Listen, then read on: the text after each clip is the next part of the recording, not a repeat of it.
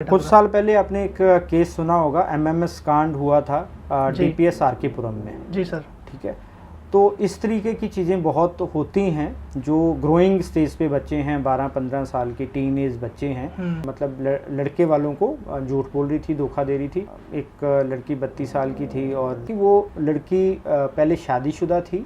तो कैसे दोस्तों, आप सभी का सबसे ज्यादा चैनल में बहुत बहुत स्वागत है। जैसे कि आप मेरे चैनल पे आते हो और बहुत सारी आपको इन्फॉर्मेशन वीडियो मिलती है, कोई बिजनेस कर रहे हो या कुछ भी रिलेटेड है जो आपके काम आ सके, तो वो एक कॉन्सेप्ट में नया लेके आऊँ इस बारी।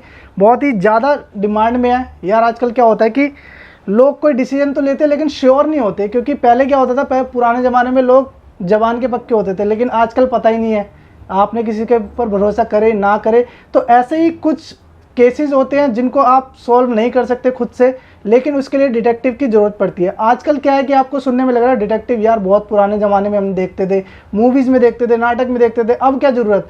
तो इसके कॉन्सेप्ट में आपको बता देता हूँ, बहुत सारी चीज़ों में ज़रूरत पड़ती है। प्रॉपर्टी ले रहे हो, कहीं शादी वगैरह कर रहे हो, या फिर कोई बच्चे अपने कहीं गलत रास्ते पर नहीं जा रहे, ऐसे बहुत सारे केसेस होते हैं जिसमें आपको ज़रूरत पड़ सकती है। तो वो सारी चीज़ें जानने के लिए मैं आज बहुत ही जाने माने डिटेक्टिव राहुल रॉय से आपको मिलवाऊंगा, जो कि आज से नहीं बहुत सालों से इस लाइन के अंदर है और सर्टिफाइड है पूरे। ऐसे नहीं कि भैया मैं कहीं भी चले गया चौराहे पे और आपको वीडियो ला के दे दी। तो सब चीज़ें कवर करूंगा, पूरी वीडियो लास्ट तक देखना। तो चलिए वीडियो शुरू करते हैं। तो लेके चलता हूँ सर के पास। Hello sir. हेलो, कैसे हो सर? नमस्कार सर अपना नाम बता दीजिए एक बार हमारे। मेरा नाम राहुल राय गुप्ता है और हमारा ऑफिस है साउथ दिल्ली में, सत्या निकेतन जगह है, और कंपनी का नाम है secret watch detectives private limited. तो सर ये कंपनी किस बेस पे काम करती है, मतलब क्या? बेसिकली हम दो काम करते हैं, एक पर्सनल इन्वेस्टिगेशन करते हैं, एक कॉर्पोरेट इन्वेस्टिगेशन करते हैं। ठीक है। पर्सनल इन्वेस्टिगेशन में जो इंडिविजुअल्स होते हैं जिनको कोई शादी से पहले की कोई प्रॉब्लम है, कोई लव अफेयर की प्रॉब्लम है, या शादी के बाद की प्रॉब्लम है, या कोई भी ऐसा कोई उनका कोई लीगल केस चल रहा है, कोई डिवोर्स का केस चल रहा है, या कोई चाइल्ड कस्टडी का केस चल रहा है, तो कोई भी ऐसी कोई चीज़ें चल रही हैं जो उनको लगता है कि पुलिस क्योंकि सिविल केस होता है तो पुलिस मदद नहीं कर पाती है, पुलिस के दायरे में नहीं आता, तो लोग हमारे पास आते हैं, पुलिस भी हमें रेकमेंड करती है, तो हम उनके लिए काम करते हैं। तो ये तो हो गए इंडिविजुअल केसेस, जो पर्सनल केसेस बोलते हैं हम, पर्सनल इन्वेस्टिगेशन। कॉर्पोरेट इन्वेस्टिगेशन में बहुत सारे फ्रॉड्स होते हैं, कंपनीज़ के अंदर भी होते हैं और कंपनीज़ के साथ बाहर भी होते हैं। तो कंपनी हमें हायर करती है उन फ्रॉड्स को पकड़ने के लिए, और हम वो फ्रॉड्स पकड़ते हैं और उसके प्रूफ देते हैं, सो दैट वो कोर्ट में सबमिट करके और जो भी कल्प्रेट है उनको सज़ा दिला सकें। ठीक है सर, एक आधे केस पे हम डिस्कस भी करेंगे कि आपके पास कैसे कैसे केस आए और किस तरीके से उसका रिजल्ट रहा। लेकिन उससे पहले सर आप अपने बारे में बताइए कि आप इस लाइन में कब से हो और सर्टिफाइड हो, क्या चीज़ें हैं सर? जी मैं 17 साल की उम्र से इस फील्ड में हूँ, अभी मेरी 44 साल एज है, और 1995 से मैंने मतलब इन्वेस्टिगेशन शुरू की थी। करीब 5 साल पहले, 5 साल मैंने अलग अलग कंपनीज़ में, इंटरनेशनल कंपनीज़ में जॉब की और अच्छा एक एक्सपीरियंस हासिल किया। उसके बाद मुझे लगा कि मुझे अपना काम शुरू करना चाहिए। जो मेरे मेंटर्स थे उन्होंने मुझे आशीर्वाद दिया, तो मैंने अपना काम शुरू किया। 99 से सीक्रेट वॉच डिटेक्टिव के नाम से मैं कंपनी चला रहा हूँ। अभी ये प्राइवेट लिमिटेड है, ISO सर्टिफाइड है, और 2012 से मैं सर्टिफाइड इंटरनेशनल इन्वेस्टिगेटर हूँ। 2010 से मैं इंडिया से बाहर के केसेस भी इन्वेस्टिगेट करता हूँ, करीब 12 साल हो गए, और मैं वर्ल्ड एसोसिएशन ऑफ डिटेक्टिव्स का भी मेंबर हूँ, और हम वहाँ पे पर्सनल और कॉर्पोरेट इन्वेस्टिगेशन दोनों करते हैं। मतलब सर्टिफाइड हो और आप वर्ल्ड वाइड काम करते हो। और थर्ड, अब मैं देख रहा हूँ कुछ ट्रॉफीज़ वगैरह भी रखी हुई है सर, इनके बारे में थोड़ा देखिए। ऊपर वाला जो मैंने अभी आपको सर्टिफिकेशन का बताया, मेरी सर्टिफिकेशन है वो USA से, US की एसोसिएशन है जहाँ से मैं सर्टिफाइड हूँ as a certified international investigator. उसके बिल्कुल नीचे वर्ल्ड एसोसिएशन ऑफ डिटेक्टिव्स का लगा हुआ है, तो मैं इसका मेंबर हूँ। तो ये बीच में जो है वो मुझे एक अवार्ड दिया गया था 2014 में अपना young entrepreneur of the year का, और बाकी सारे इसी तरीके से सर्टिफिकेशंस हैं अलग अलग।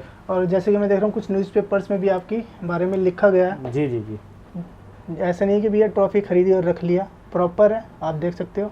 जी सर, तो अब सर बात करते हैं कि कैसे लोग आपसे जुड़ सकते हैं, अपना कॉन्सेप्ट रख सकते हैं, और इसका क्या प्रोसीजर होता है? सिंपल सी बात है कि जैसे आपका किसी ने वीडियो देखा और वो फील करते हैं कि उनकी लाइफ में कोई ऐसी प्रॉब्लम है जिसको कोई प्राइवेट डिटेक्टिव सॉल्व कर सकता है, तो वो हमसे संपर्क करे, ईमेल करे, कॉल पे बात करे, हमसे आके मिल ले।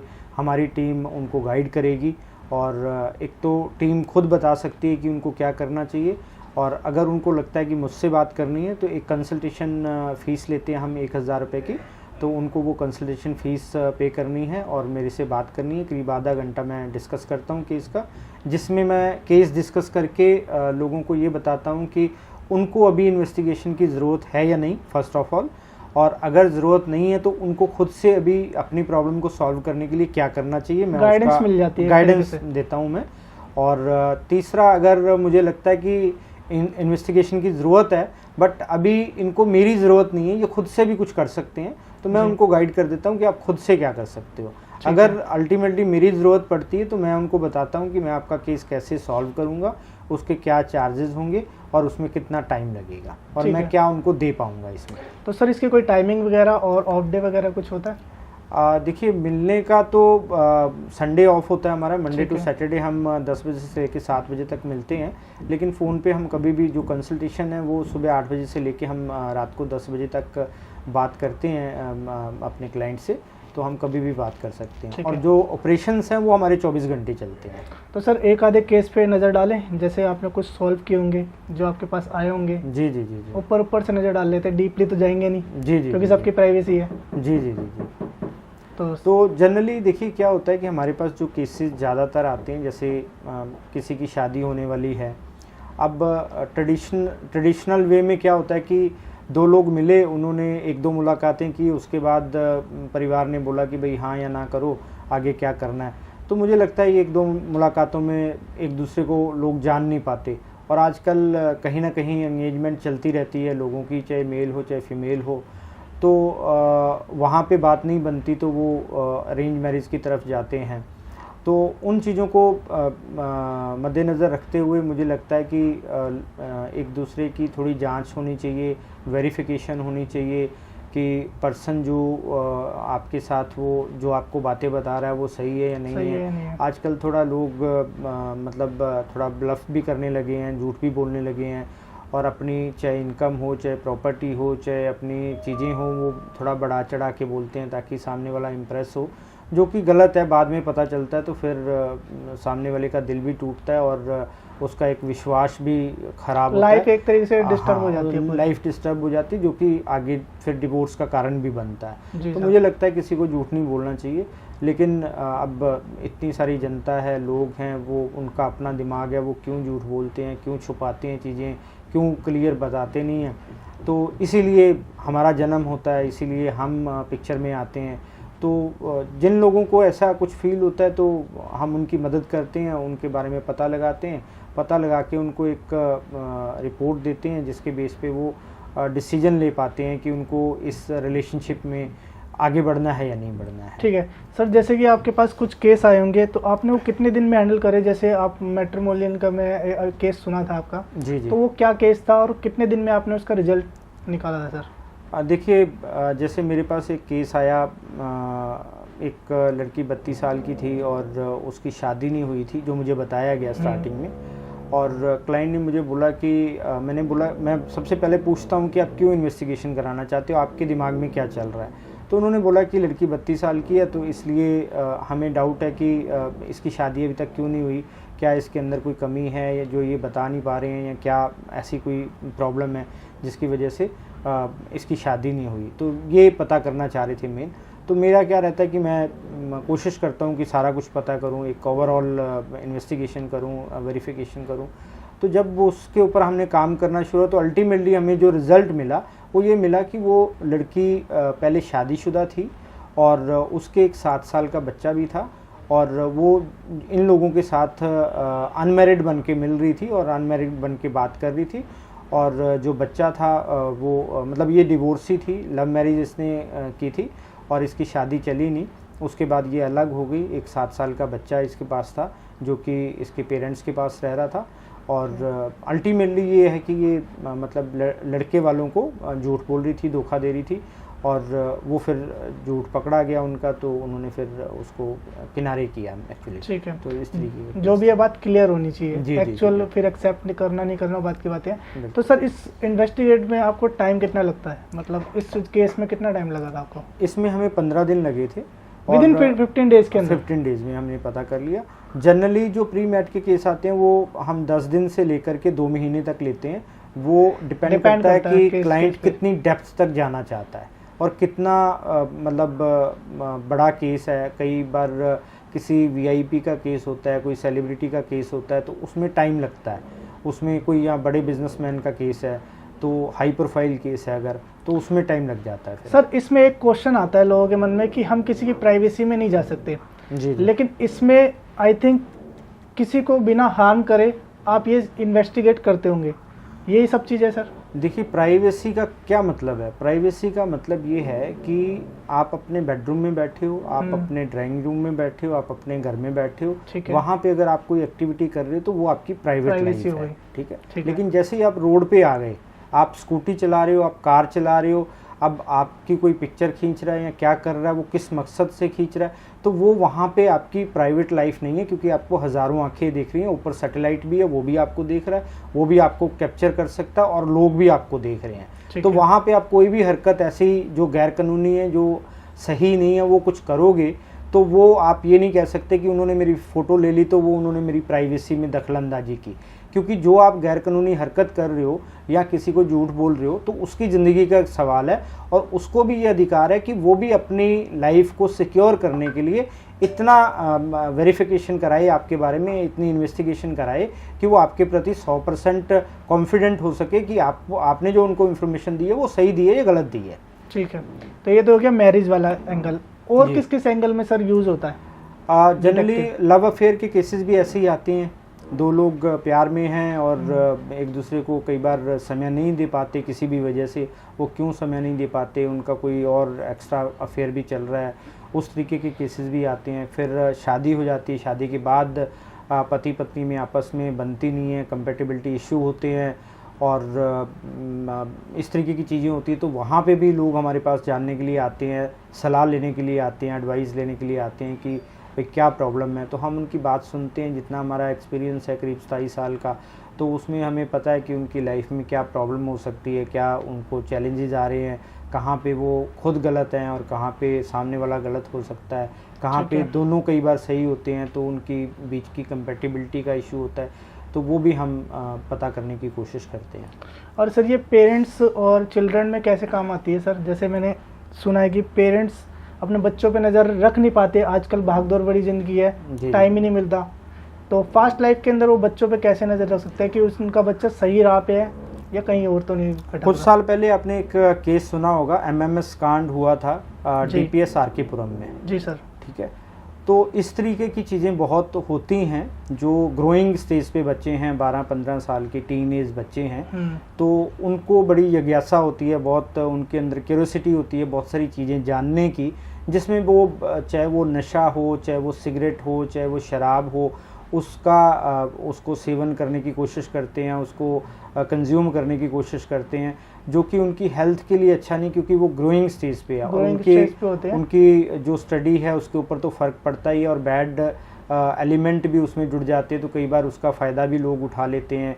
उनका जैसे MMS बना तो वो सारी चीज़ें हुई, तो इसलिए जो पेरेंट्स हमारे पास आते हैं वो जो ग्रोइंग बच्चे हैं उनके बारे में जानना चाहते हैं। अगर उनको इस तरीके का कोई डाउट होता है कि हमारा बच्चा कहीं भटक तो नहीं गया, कोई गलत संगत में तो नहीं है, वो ट्यूशन का बोल के जाता है तो वहाँ पहुँचता भी है या नहीं पहुँचता, तो हम इस तरीके से उनको एक किस्म से हम एक सिक्योर करते हैं उनकी लाइफ को, कि अगर उनकी लाइफ में कुछ ऐसा चल रहा है तो वो टाइम रहते पता चल पाए और उसको फिर कंट्रोल किया जा सके, उसको फिक्स किया जा सके। जी सर, जैसे कुछ लोग अपना केस लेके आते हैं लेकिन उनको प्राइवेसी से रिलेटेड इशू होते हैं कि मान लो मैंने आपको केस दे दिया और कल को पता ही लग गया कि मैंने आपको ये केस दे रखा है, तो उससे भी घबराहट होती है लोगों को, तो सर उसको कैसे आप मेंटेन करते हो? देखिए, सबसे पहले उसके लिए ज़रूरत है कि जो भी पर्सन के पास ऐसी कोई समस्या है वो हमसे बात करे और उसको अपने बारे में तो खैर बताना पड़ेगा कि वो कौन है, अपनी आइडेंटिटी तो बतानी पड़ेगी, क्योंकि बिना आइडेंटिटी जाने हम उनसे बात भी नहीं करेंगे, क्योंकि हम ऐसे एनोनिमस बात नहीं करते हैं, क्योंकि हमें भी पता होना चाहिए कि हम किसके लिए काम करने जा रहे हैं। जी सर। ठीक है। हाँ, वो अपना केस की जो डिटेल है वो तब तक शेयर ना करें जब तक हम उनको सेटिस्फाई ना कर दें कि आपकी जो इंफॉर्मेशन है वो सही रहेगी, सुरक्षित रहेगी, और कहीं से भी किसी को पता नहीं चलेगा। जो भी हम इन्वेस्टिगेशन करेंगे उनको हम एक कॉन्फिडेंशियल रिपोर्ट बना के देंगे, उसके बाद वो जाने और उनका काम जाने। ठीक है सर। और सर एरिया कहाँ तक आप कवर करते हो? मैं पैन इंडिया काम करता हूँ और करीब 165 कंट्रीज़ में काम करता हूँ, क्योंकि जैसे मैंने पहले बताया मैं वर्ल्ड एसोसिएशन ऑफ डिटेक्टिव्स का मेंबर हूँ। 165 कंट्रीज? जी। और मैं सर्टिफाइड इंटरनेशनल इन्वेस्टिगेटर हूँ। मैं खुद 20 से 25 कंट्री में अब तक जा चुका हूँ, और जिसमें यूएस, कनाडा और यूरोप के कुछ कंट्री, सिंगापुर, नेपाल, श्रीलंका वगैरह ये सब शामिल हैं। और हम खुद भी जाके वहाँ पे काम करते हैं, और हमारे वहाँ पे जो एसोसिएट्स हैं तो वो भी काम हमारे लिए करते हैं। ठीक है सर, और कुछ बताना चाहोगे हमारे व्यूअर्स को? जैसे कि आपने जैसे पर्सनल और कॉर्पोरेट केसेस हमने बताया, तो पर्सनल केसेस में एक जो कॉमन अभी प्रॉब्लम है वो है मिसिंग पर्सन्स की। मिसिंग पर्सन 3 टाइप से होते हैं। एक तो ये होते हैं कि लड़का लड़की एक दूसरे को प्यार करते हैं और वो घर से चले गए हैं, लेकिन माँ बाप को उनकी बड़ी चिंता होती है कि कहाँ है, तो कहाँ है, क्योंकि पुलिस इसमें ज़्यादा कुछ कर नहीं पाती। अगर 2 लोग बालिग हैं, वो चले गए हैं, तो उनकी कई बार रिपोर्ट नहीं लिखी जाती, लिखी भी जाती है तो वो फिर मतलब उतना वो होता नहीं है। और कई बार ऐसे होता है कि दोनों शादी कर लेते हैं और जो संबंधित थाने में हैं वो अपना मैरिज सर्टिफिकेट भेज देते हैं कि हमने शादी कर ली, अब हमें ढूंढने की कोशिश ना की जाए, तो पुलिस वहाँ पे तलाश बंद कर देती है। लेकिन माँ बाप को ये लगता है कि उनकी बेटी या उनका बेटा सुरक्षित है या नहीं, तो हम सीक्रेटली उनका पता भी करते हैं।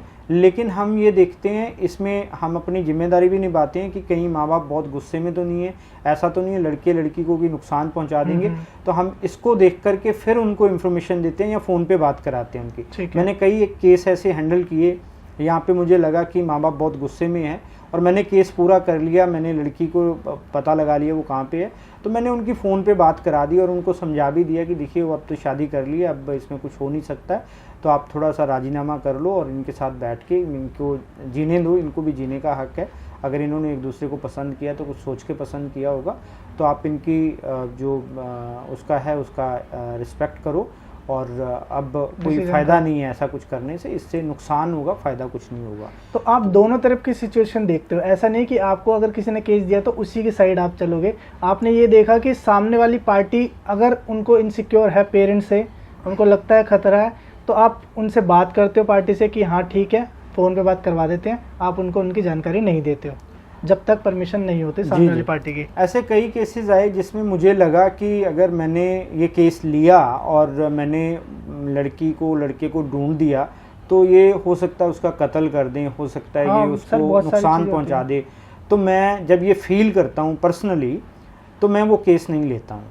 तो मुझे लगता है कि मेरी ड्यूटी जो है वो एक एज अ डिटेक्टिव से बढ़ कर के एक इंसान, एक इंसानियत से भी, इंसानियत की भी ड्यूटी है कि मैं लोगों को प्रोटेक्ट भी करूं, क्योंकि मेरा जो पेशा है वो लोगों को प्रोटेक्ट करना है, लोगों की हेल्प करना है, बिल्कुल सॉल्यूशन दिलाना उनको जी लाइफ के अंदर। जी सर, तो सर इतनी अच्छी इन्फॉर्मेशन दी आपने, उसके लिए बहुत बहुत धन्यवाद जी। नेक्स्ट वीडियो जल्दी लेके आएंगे, अगर इसमें रिस्पॉन्स लोगों का अच्छा मिला, और ज़्यादा से ज़्यादा शेयर करना ताकि आप भी अपने केस यहाँ पे दे सकते हो, सर के साथ मिल सकते हो। सर आपकी कोई टाइमिंग वगैरह होती है कि आप इसी दिन मिलोगे या पर्टिकुलर, या वीक में 7 डेज अवेलेबल? जैसे आप डिस्क्रिप्शन में आपको एक लिंक मिल जाएगा हमारा, जिसमें लोग कंसल्टेशन अपने हिसाब से बुक कर सकते हैं। तो कंसल्टेशन 3 टाइप से हो सकती है, टेलीफोनिकली कंसल्टेशन हो सकती है, वर्चुअल मीटिंग हो सकती है यानी कि वीडियो कॉन्फ्रेंसिंग हो सकती है, और क्लाइंट यहाँ पे आके हमसे मिल सकते हैं और हम उनको अच्छे से गाइड करेंगे, अपने हिसाब से वो अपने टाइमिंग के हिसाब से मिल सकते हैं। ठीक है सर, थैंक यू, बहुत बहुत धन्यवाद।